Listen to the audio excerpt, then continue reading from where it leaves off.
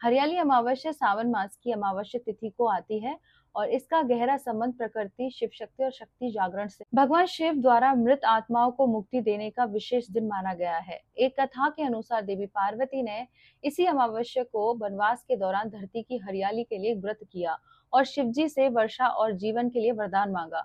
इस दिन वृक्षारोपण, जल पूजन और हरियाली के संरक्षण की परंपरा शुरू हुई। अमावस्या आत्मा की गहराई।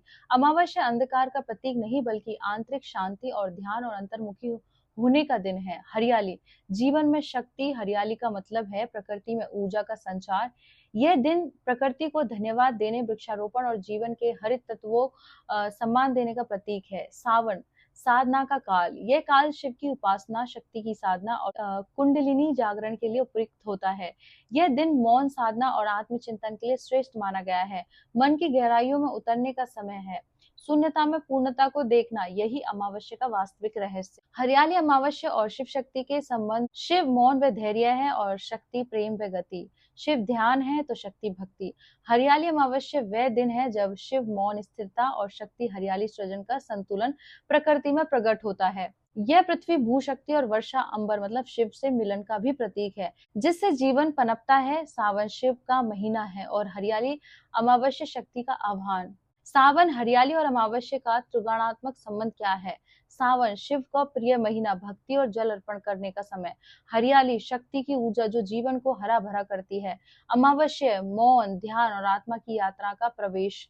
इस त्रिवेणी में शिव, शक्ति, साधक तीनों एकत्र होते हैं। यही इस दिन का रहस्य। इस दिन क्या करें? पीपल, तुलसी, बट वृक्ष, बेलपत्र वृक्षारोपण करें। मौन साधना, ओम नमः शिवाय या श्रीम ह्रीम क्लीम का जाप करें। प्रकृति को धन्यवाद दे, जल स्तोत्र, पेड़ों, गाय और इन सब की पूजा करें। दिया जलाकर अंधकार में प्रकाश का संदेश दे। हरियाली अमावस्या वह दिन है जब आत्मा, प्रकृति और परमात्मा एक त्रिकोण बनाते हैं। मौन में शक्ति, हरियाली में चेतना और अमावस्या में प्रकाश छुपा होता है। हरियाली अमावस्या पर इंसान को क्या करना चाहिए और इसके आध्यात्मिक व भौतिक लाभ क्या होते हैं? वृक्षारोपण जरूर करना चाहिए। पीपल, बट वृक्ष, बेलपत्र, नीम, तुलसी लगाने से पर्यावरण और आत्मा दोनों की शुद्धि मिलती है। दीप दान करें, अंधकार को दूर कर आत्मा के प्रकाश को जागृत करें। खासकर नदी, जल स्रोत के किनारे दिया जलाएं। जल का पूजन और तर्पण करें। पितरों को स्मरण करें, उन्हें जल और श्रद्धा अर्पित करें। इससे पूर्वजों की कृपा प्राप्त होती है। मौन साधना करें, यह दिन भीतर उतरने का है। मौन व्रत, ध्यान, मंत्र जाप से मन स्थिर होता है।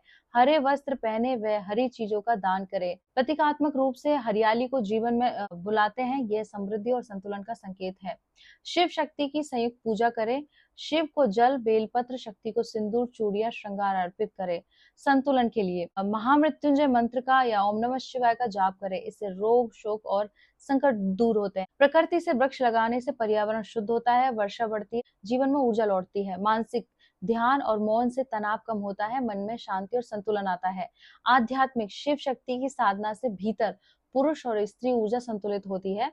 पितृदोष मुक्ति, जलदान तर्पण से पूर्वज प्रसन्न होते हैं, पितृ शांति मिलती है। धन समृद्धि, हरे वस्त्र, हरियाली का दान लक्ष्मी और अन्नपूर्णा की कृपा का प्रतीक होता है।